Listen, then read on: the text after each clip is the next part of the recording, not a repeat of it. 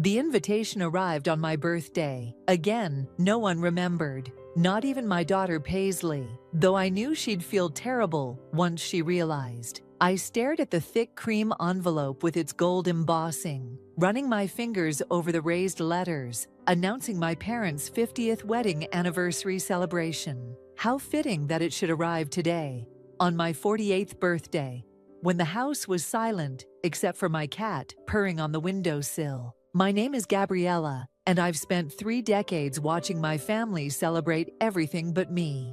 Mom. Paisley's voice startled me as she burst through the front door. Oh my God, Mom, I'm so sorry. I just remembered what day it is. She dropped her bag and rushed to hug me, her long dark hair tickling my face. I was so caught up with finals, It's okay, sweetheart, I said, though we both knew it wasn't. You're here now. She pulled back, her eyes landing on the envelope in my hands. Is that your grandparents' anniversary invitation? Yes. I forced a smile. The big 50. Are they serious? Sending it on your birthday? Paisley grabbed the envelope, her face darkening as she read. They want you to give a speech again, after they've forgotten your birthday for what? The 30th year in a row. 28th, but who's counting? I tried to laugh it off, but my voice cracked. The phone rang, making us both jump. My mother's name flashed on the screen. Prudence calling to discuss the anniversary? Paisley asked, her tone bitter. I nodded, letting it ring. Remember last year? Paisley sat beside me. When Uncle Trey's wife Vanessa tried to convince everyone they should sing happy birthday to you during the anniversary toast. And your grandmother shut it down because it would detract from the celebration, I finished. How could I forget? The phone stopped ringing, only to start again immediately. This time, it was my sister Marlo, probably already coordinating with Mother from her fancy apartment in London. You know what? Paisley grabbed my hand. Let's go out. Right now, let them wait. Before I could respond, my phone buzzed with a text from Trey. Mom's trying to reach you. Important anniversary planning meeting tonight. Don't be difficult. I showed Paisley the message, and she rolled her eyes. Don't be difficult. That's rich coming from the brother who forgot to invite you to his own wedding rehearsal dinner. He didn't forget, I corrected. He assumed I wouldn't want to come because I was busy writing my little stories. The phone rang a third time. My father, Roy, now. 3 calls in 5 minutes. I mused. Must be urgent anniversary business. Ignore them, Paisley insisted. Let's celebrate you for once. I stared at the invitation again, at the elaborate request for me to deliver the anniversary toast, a tradition I'd maintained for 15 years. Every year, I stood before our extended family and friends, weaving beautiful stories about my parents' enduring love, while swallowing the bitter truth of my own invisibility. The phone buzzed with another text, this time from Vanessa. Your mother's getting upset. Please call her back. You know how she gets about these things. I do know how she gets, I whispered, more to myself than Paisley. She gets exactly what she wants, while I gestured to the empty house, the forgotten birthday, the demanding invitation. Paisley squeezed my hand. Mom, you don't have to do this anymore. Something shifted inside me then, like a key turning in a long rusted lock. I looked at my daughter, really looked at her, and saw the fierce protectiveness in her eyes, the understanding that ran deeper than obligation. You're right, I said slowly, a plan forming in my mind. Maybe I don't. What are you thinking? I picked up the invitation, running my thumb across my mother's perfectly scripted demands. I'm thinking it's time for a different kind of story. My phone lit up again, another text from Trey. Meeting starts at 7, don't make Mom wait. I turned to Paisley, feeling lighter than I had in years. How about that birthday dinner? She grinned. Really? Really? And afterward, I glanced at my laptop, where my nearly finished memoir sat waiting. I think I finally know how to end my book. As we grabbed our coats, the phone rang one final time. I let it go to voicemail, my mother's clipped tones filling the silence. Gabriella, darling. We simply must discuss the anniversary arrangements. Do call back immediately. You know how important this is to the family." Paisley and I shared a look as we headed out the door. For once, I didn't feel guilty letting the call go unanswered. After all, they'd had no trouble ignoring me for 28 years. Maybe it was time they learned how it felt. The morning after my birthday dinner with Paisley, I walked into my home office to find a leather-bound photo album placed deliberately on my desk. My mother's signature passive-aggressive touch. She must have dropped it off last night while we were out. I flipped it open, and there they were, 49 years of perfectly orchestrated anniversary celebrations. My fingers traced over the images.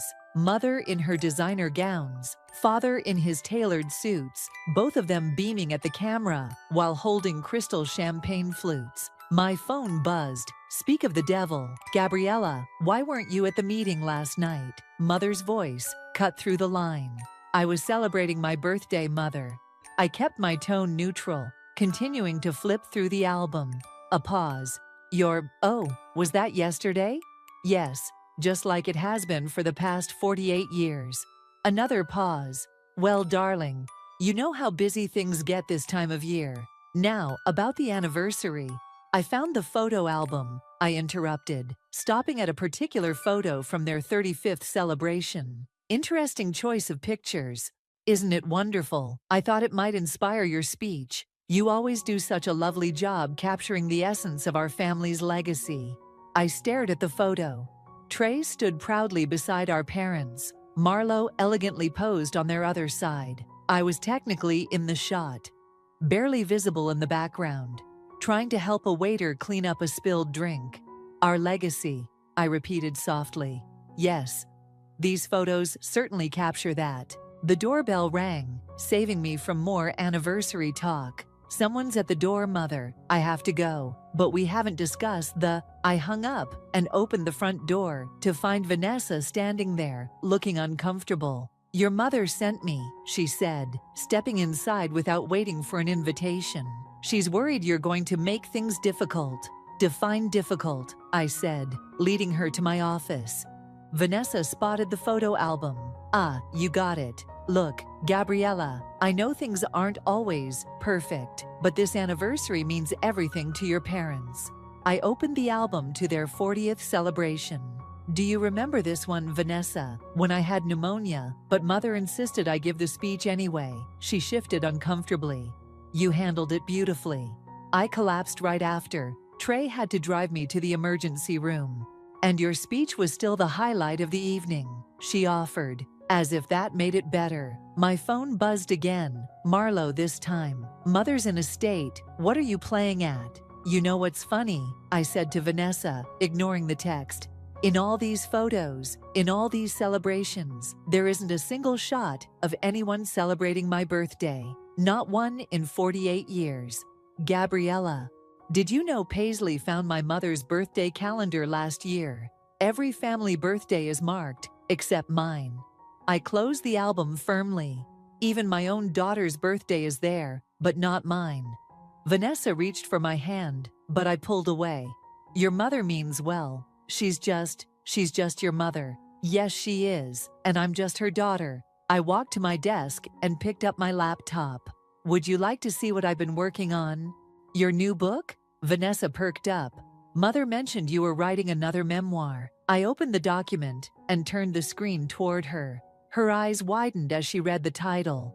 "The Art of Invisibility, A Daughter's Guide to Being Forgotten." "Gabriella, you can't—" "Can't what? Tell the truth?" Her face paled. "This will destroy them. The anniversary will go on as planned," I assured her. "I just won't be giving the usual speech this year." "What are you going to say instead?" I smiled, closing my laptop. "Nothing. I won't be there." "You have to be there. It's tradition." Vanessa stood up, flustered. "What will people think?" "They probably won't notice. After all, I'm usually in the background anyway." Vanessa grabbed her purse, heading for the door. "I have to tell your mother." "Go ahead," I said quietly.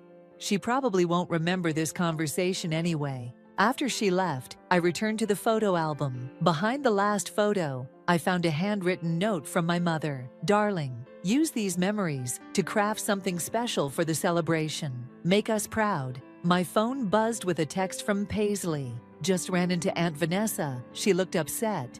You okay, Mom? I typed back, never better. Want to help me write a different kind of anniversary speech? Her response was immediate. On my way with coffee and determination. I closed the album and placed it in my bottom drawer. For years, I'd crafted beautiful lies about my family's perfect love story. This year, I would tell a different story, the true story. Let them see how it feels to be the ones forgotten. The prodigal sister returns. Marlowe's voice rang through my house as she let herself in, designer heels clicking against the hardwood floors. I hadn't seen her in 3 years, but her timing was impeccable. Just as I was finishing the final chapter of my memoir. Don't you knock anymore, I called out, quickly saving my document. Darling, we need to talk about this little tantrum you're throwing. She appeared in my office doorway, looking exactly as she had when she left for London. Perfectly coiffed, expertly styled, and thoroughly judgmental. Tantrum, I kept typing. Vanessa told me about your plans to skip the anniversary. She perched herself on the edge of my desk. And apparently you're writing some sort of exposé? It's called a memoir, Marlowe. You know, like the other 3 I've published? The ones about other people's families? She picked up a framed photo of Paisley from my desk. Not ours. I stopped typing. Put that down. She set the photo back with exaggerated care. Mother's beside herself. She's had to reschedule the entire seating arrangement. How tragic. Don't be petty, Gabriella. It doesn't suit you. Marlowe leaned forward, lowering her voice. What do you want? More attention? A special mention in the toast? We can arrange something. My laptop pinged with an incoming email. I opened it, reading aloud. Dear Ms. Hicks, we are thrilled to express our interest in your memoir, The Art of Invisibility. Your powerful exploration of family dynamics and emotional neglect resonates deeply. Marlowe's face tightened. You've already submitted it. 2 weeks ago, I closed the laptop. Publication date is set for next month. The anniversary is next month. Is it? I must have forgotten. Marlowe stood up, her composure cracking. You know what your problem is? You're too sensitive. Always have been. Remember when you cried because I got a car for my 16th birthday and you got a journal? The journal was 3 months late, and it was a regift from Mother's book club. See? Sensitive. She waved her hand dismissively. Some people just aren't meant to be the center of attention, Gabriella. You should accept that. The front door opened again, and Paisley's voice called out, Mom, I brought lunch. Marlowe's eyes narrowed. Ah, your co-conspirator arrives. Paisley appeared in the doorway, carrying takeout bags. She froze when she saw Marlowe. Aunt Marlowe, you're here. Hello, dear. We were just discussing your mother's latest literary venture. Paisley set the bags down, her voice cool. You mean her best work yet? The one that's already getting buzz from publishers. The one that will humiliate our entire family, Marlowe countered. The truth can only humiliate people who deserve it. Paisley shot back. Careful, dear. Loyalty is admirable, but you wouldn't want to alienate the whole family. I stood up. Don't threaten my daughter. Threaten. I'm trying to help. Marlowe pulled out her phone. I'm texting Mother. This has gone far enough. Go ahead, I said. Tell her I'm being difficult again. Tell her I'm too sensitive. Tell her whatever you want. It's going in the book anyway. Marlowe's fingers stopped moving over her phone. What exactly is in this book? Everything. I opened my laptop again. The forgotten birthdays, the dismissed achievements, the time you all went to Paris for Christmas and forgot to book my ticket, the family photos I'm mysteriously absent from, the gaslighting, the constant reminders that I should be grateful just to be included. Those are private family matters. Not anymore. I turned the screen toward her. Want to hear chapter 7?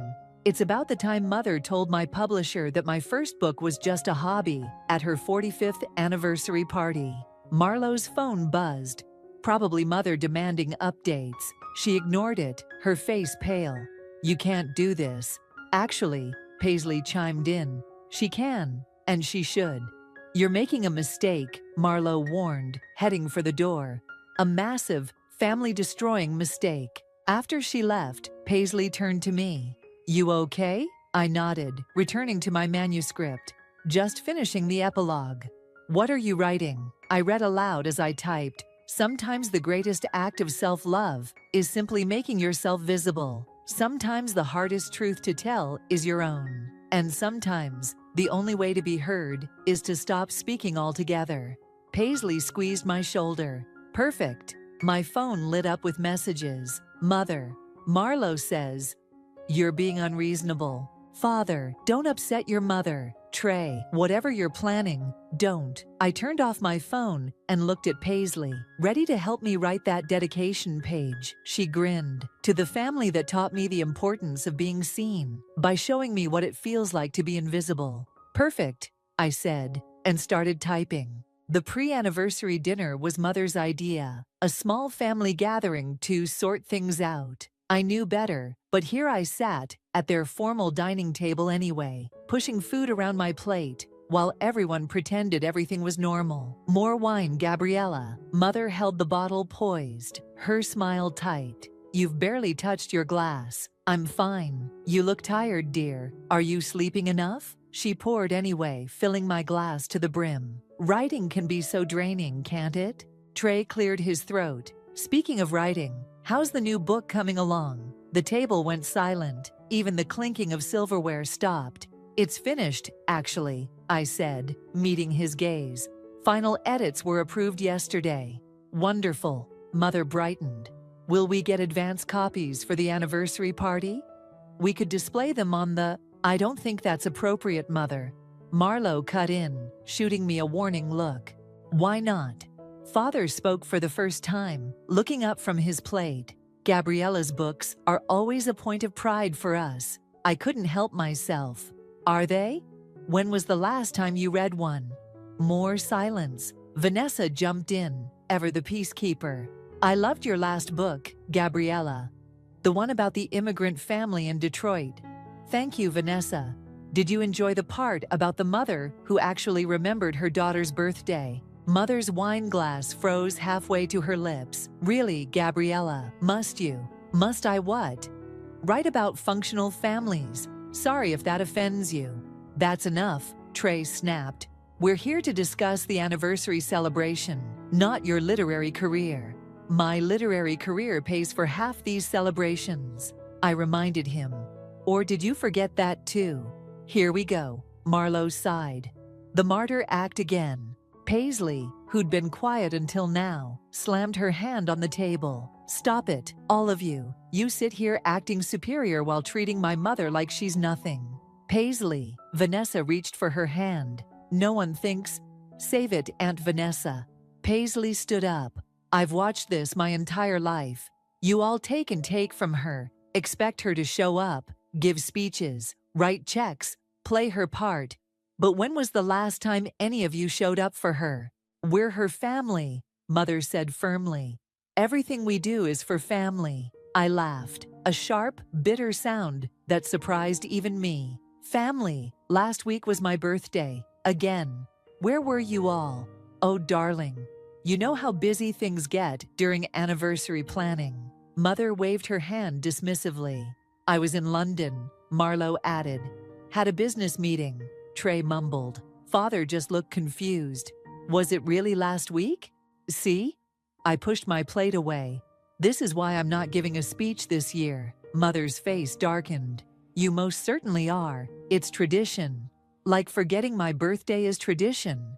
For God's sake, Trey exploded. It's just a birthday. Stop being so dramatic. Dramatic? I stood up slowly. You want to see dramatic? Check your email. I sent you all advance copies of my memoir an hour ago. The sound of phones being pulled from pockets filled the room. I watched their faces as they read the synopsis, the color draining from their cheeks. Mother's hand shook as she read aloud. The Art of Invisibility explores the subtle cruelty of emotional neglect through one daughter's journey of surviving a family that perfected the art of forgetting. You can't publish this, Trey whispered. Already done. Release date is set for your anniversary, actually. I smiled. Funny how I remembered that date perfectly. This will ruin us, Marlowe hissed. Our reputation. Your reputation, Paisley interrupted. What about her heart? What about 30 years of making her feel worthless? Mother stood up, her chair scraping against the floor. I will not be painted as some sort of monster in your little book. You painted that picture yourself, I replied quietly. I'm just holding up the mirror. Roy, Mother turned to Father. Say something. Father looked at me for a long moment, then back at his plate. Pass the potatoes, please.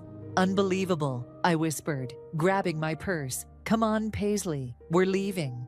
Gabriella, Vanessa called after me. Please, we can fix this. I turned at the door. That's the thing, Vanessa. It was never broken. This is exactly how everyone wanted it. Everyone except me. As Paisley and I walked to the car, I could hear Mother's voice floating through the dining room window. Well, I suppose we'll need to rework the seating chart again. And someone will have to give the anniversary toast now. Some things never change, but this time I wouldn't be there to witness it. And for once, that was entirely my choice. The morning after the disastrous family dinner, my publisher called. I put her on speaker so Paisley could listen as she made coffee in my kitchen. Gabriella, the early reviews are incredible, Sarah gushed. People are calling it raw, unflinching, a masterpiece of family dysfunction. We're pushing up the release date by 2 days to maximize impact. 2 days before the anniversary instead of on it, Paisley asked, sliding a mug toward me. Exactly, Sarah confirmed. The timing is perfect. We've already got 3 major morning shows interested in interviews. My phone buzzed with another call. Marlowe again. I ignored it. How are you holding up? Sarah asked. Family fallout can be rough. I started, but was interrupted by pounding on my front door. Gabriella, open this door right now. Mother's voice carried through the house. I'll call you back, Sarah. I hung up. As Paisley went to answer the door, Mother burst in, clutching her tablet. Have you seen these preview reviews? Have you seen what people are saying? Good morning to you too, Mother. Don't you dare take that tone with me. She thrust the tablet in my face. Look at this. A searing indictment of privileged family dynamics. A mother's casual cruelty laid bare. Do you have any idea what this will do to us? Make you finally see me. See you. She laughed bitterly. All we've ever done is try to help you succeed. Who paid for your college? Who introduced you to publishers? Who forgot I existed unless they needed something? I cut in. Who made me feel like I was never good enough, never important enough, never worthy of basic consideration? You're being ridiculous. Paisley, she turned to my daughter. Talk sense into your mother. Paisley crossed her arms. I helped her write the book. Mother sank onto my couch, pressing her fingers to her temples. This isn't happening. The anniversary is in 2 weeks. Everyone will be there. The mayor, the governor's wife, all our friends. Perfect audience for a book launch, Paisley muttered. My phone rang again. Trey this time. Mother grabbed it before I could, putting it on speaker. Gabriella, the morning shows want interviews with all of us, he said without preamble. They're calling it a family reckoning story. Absolutely not, Mother snapped. Mother, Trey sounded surprised. Are you at Gabriella's? Trying to prevent our family's complete social destruction? Yes. I took my phone back. No interviews, Trey. The book speaks for itself. Then speak to me now, Mother demanded. Tell me what you want. Money, a bigger role in the anniversary, your own party. I want you to understand what you did, what you all did. What we did. She stood up, smoothing her skirt. We gave you everything. Except love, Paisley said quietly. Except basic kindness. Mother's phone chimed. She glanced at it, her face paling. Your father just got a call from the country club.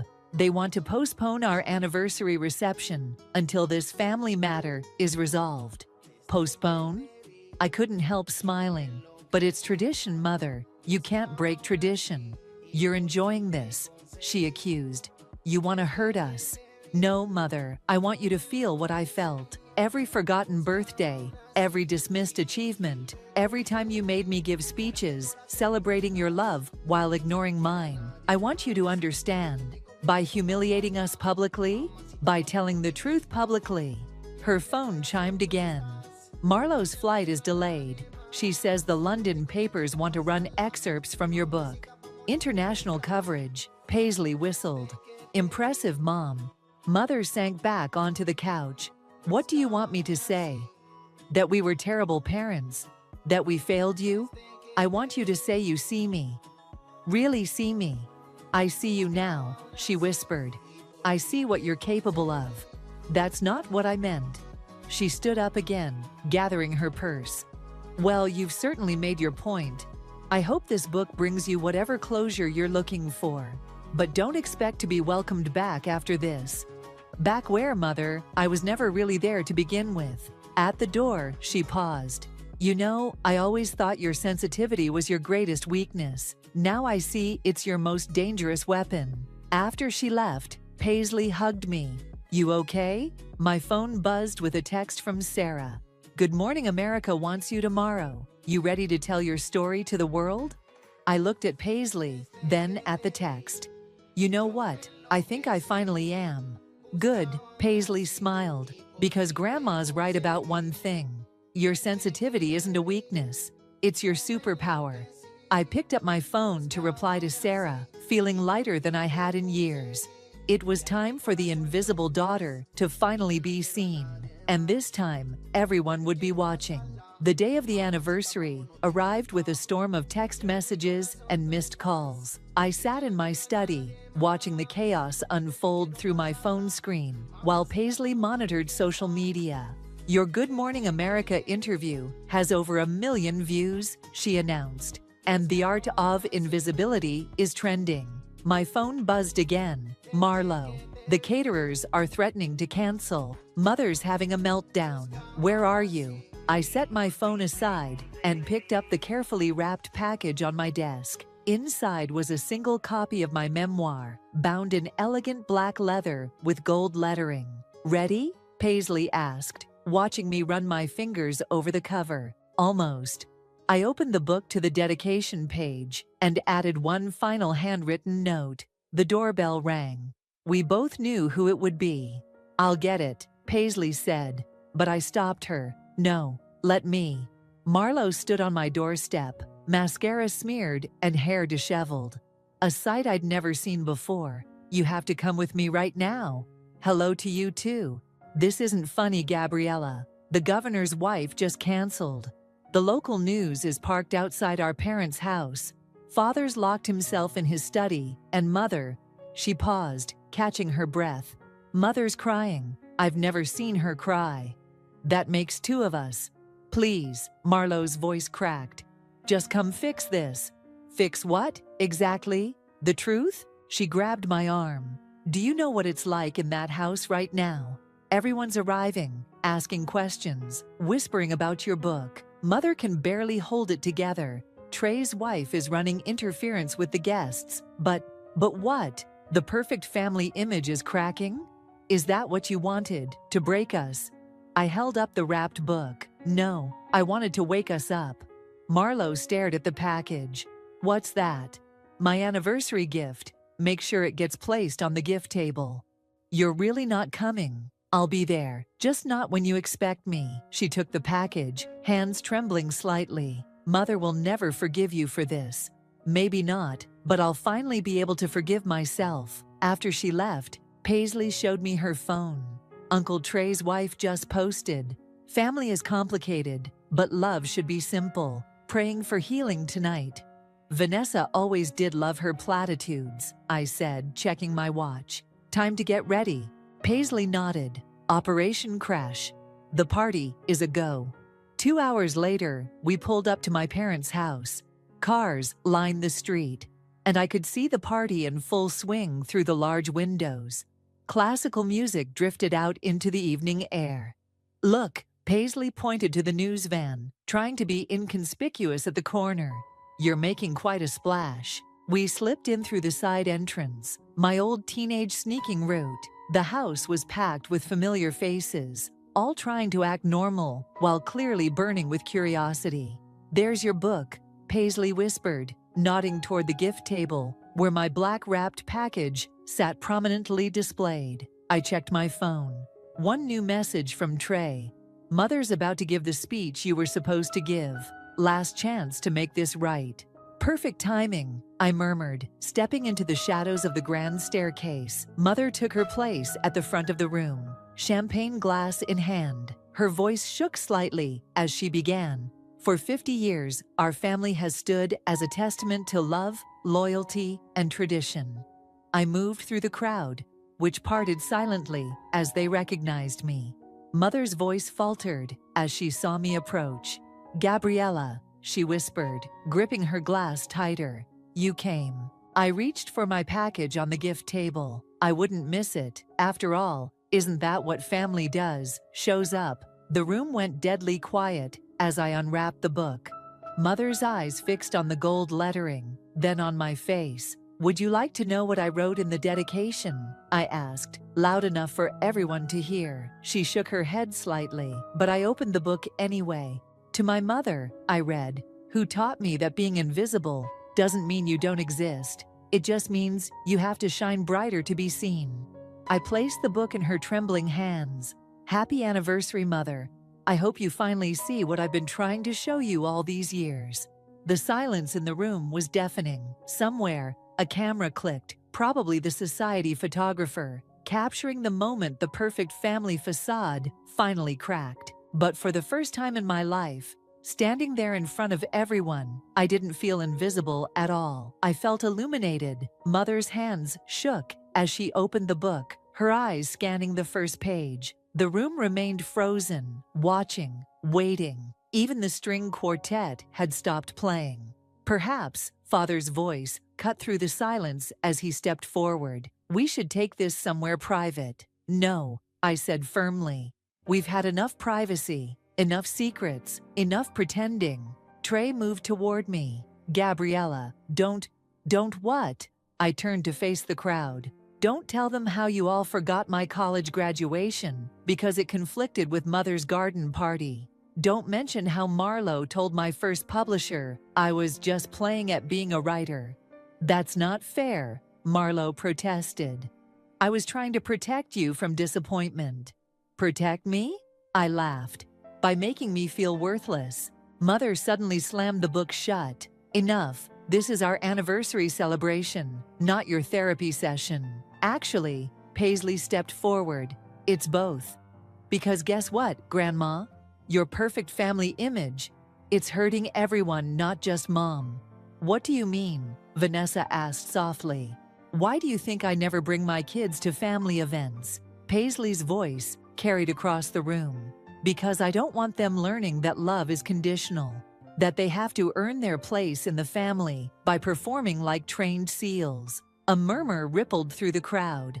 I saw the governor's wife lean in to whisper to her husband. The society photographer's camera clicked rapidly. "I gave you everything," Mother's voice cracked. "The best schools, the best opportunities. Everything except acknowledgement," I finished. "Everything except love. Love." She stepped closer, her voice dropping to a fierce whisper. "You think this book is love? Humiliating us in front of everyone we know. No, Mother, this book is truth. And sometimes truth hurts more than lies." Father cleared his throat. I read the advance copy." Everyone turned to stare at him. Mother's face went pale. "You what?" she whispered. "Last night, I couldn't sleep." He looked at me, really looked at me, maybe for the first time in years. "She's right, Prudence, about all of it. Roy, don't you dare. Your 16th birthday," he continued, his voice growing stronger. "You wore that blue dress, waited all day for us to remember. I saw you, sitting on the porch, until midnight. I saw you, and I did nothing." Tears spilled down my cheeks. "You saw me. I always saw you. I just didn't know how to reach you. It was easier to follow your mother's lead, to maintain the image she wanted." "The image I wanted?" Mother's voice rose. I built this family. I protected us, gave us status, made us what we are. And what are we, Mother? Marlo suddenly asked. Because from where I'm standing, we're just really well-dressed strangers who share DNA. Trey stepped forward, his face troubled. The book, it mentions the Christmas I got engaged, how we announced it at family dinner, right after Gabriella told us about her first book deal. You said, "That's nice, dear, but wait until you hear Trey's news." I quoted. I remember every word. I didn't. He swallowed hard. I never meant to overshadow you. None of you meant to, I said softly. That's what makes it worse. It was so natural, so normal, to forget I existed. The room had grown so quiet, you could hear the ice melting in abandoned champagne glasses. Mother stood rigid, the book clutched to her chest like a shield. What do you want from us? She finally asked. I want you to read it, I said, pointing to the book. Really read it, try to understand, and maybe, just maybe, think about why your perfect daughter chose to become a writer. Why did you? Vanessa asked. Because writers can't be ignored. Their words demand to be seen, to be heard. I smiled sadly. I had to write myself into existence. Mother opened the book again, this time to the final page. Her lips moved silently as she read the last lines. In the end, she read aloud, her voice trembling. The art of invisibility taught me the most important lesson of all. Sometimes you have to disappear completely before anyone notices you were there in the first place. She looked up at me, and for the first time in my life, I saw something crack in her perfect facade. A tear rolled down her cheek, smearing her immaculate makeup. I notice you now, she whispered. I know, I said quietly. That's why I wrote the book. The string quartet began to play again, a soft, melancholic piece that seemed to capture the moment perfectly. As guests awkwardly returned to their conversations, I watched my mother sink into a chair, open the book, and begin to read. Sometimes, the loudest statements are made in complete silence. The morning sun streamed through my office window as I sorted through the mountain of mail on my desk. Fan letters, interview requests, and speaking invitations had been pouring in since the book's release. My phone buzzed. Another text from Mother. Are you free for tea this afternoon? These invitations had become frequent since the anniversary party. Each one felt like a small step toward something new, something real. I texted back, 3 p.m. Perfect. I'm bringing scones and your birthday present. I smiled, remembering how she'd shown up at my door the morning after the party, eyes red from reading all night. She hadn't said much, just handed me a stack of my childhood drawings she'd kept hidden away in her study. Each one was dated, preserved, treasured, proving she'd seen me all along, even if she hadn't known how to show it. The doorbell rang. Paisley walked in, carrying newspapers. You're still making headlines, Mom. Good ones or bad ones? Both. Society pages are scandalized, but literary critics are calling you brave. She spread the papers across my desk. Oh, and Aunt Marlo's interview just dropped. I picked up the magazine with Marlo's face on the cover. The headline read, Family Secrets, a sister's response to The Art of Invisibility. Have you read it? I asked. You should. Paisley pointed to a highlighted quote. My sister's book forced me to confront my own role in our family's dysfunction. It's easy to dismiss someone's pain when you're part of the system causing it. My phone buzzed again, Trey this time. Having dinner with Vanessa's family tonight. First time in years. Your book made me realize what we've been missing. The front door opened and Father's voice called out, Hello, anyone home? He appeared in my office doorway, looking uncomfortable, but determined. I brought something for you. He placed a small box on my desk. Inside was a delicate silver bracelet. I bought this for your 16th birthday, he said quietly. Never found the courage to give it to you. Seemed easier to pretend I'd forgotten, like everyone else. Why now? Because I'm tired of pretending. He cleared his throat. Your book? It showed me what courage really looks like. Paisley squeezed my hand as I fastened the bracelet around my wrist. My phone lit up with a text from Vanessa. Book club chose your memoir for next month. Would you consider joining us? Trey wants to come too. Another message popped up, this one from Marlo. London book tour next month. Stay with me? We have 30 years of conversations to catch up on. Look at that. Paisley grinned.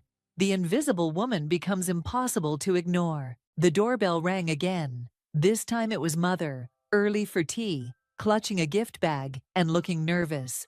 I couldn't wait, she said, stepping into my office. I need to show you something. She pulled out a leather-bound calendar. I'm rewriting history, she announced, opening it to reveal dates marked in her precise handwriting. Every birthday, every achievement, every moment I should have celebrated but didn't. I'm filling them in, one by one. Mother, I know it doesn't fix the past, she continued quickly, but maybe it can help build a better future, one where we all see each other clearly. Father picked up one of the newspapers, reading aloud. In exposing her family's flaws, author Gabriella creates a mirror for all of us to examine our own blind spots. They got that right, Paisley said. Grandma, did you know my friend's mother started family therapy after reading Mom's book? Mother smiled slightly. The governor's wife told me the same thing at her garden party. Apparently, we've started quite the revolution in our social circle. Speaking of social circles, I said, what about the country club's anniversary reception? Cancelled, Mother replied. I decided some traditions aren't worth keeping. She opened the calendar again, pointing to today's date. I thought instead we might start a new tradition, family tea, every Wednesday, if you'll have us. I looked around my office, at Father fidgeting with his tie, at Paisley beaming with pride, at Mother nervously clutching her calendar of second chances. My phone kept buzzing with messages from Marlo, Trey, Vanessa, all part of this imperfect, evolving family constellation. I'll get the cups, I said, standing up. Paisley, help me with the tea. As we headed to the kitchen, I heard Mother say to Father, look at these reader letters. Our daughter did something extraordinary. Our daughter, he repeated softly. Yes, she did. I caught my reflection in the kitchen window, no longer invisible, no longer forgotten, just seen, finally and completely, for exactly who I am. And that, more than any book deal or headline, felt like the greatest success of all.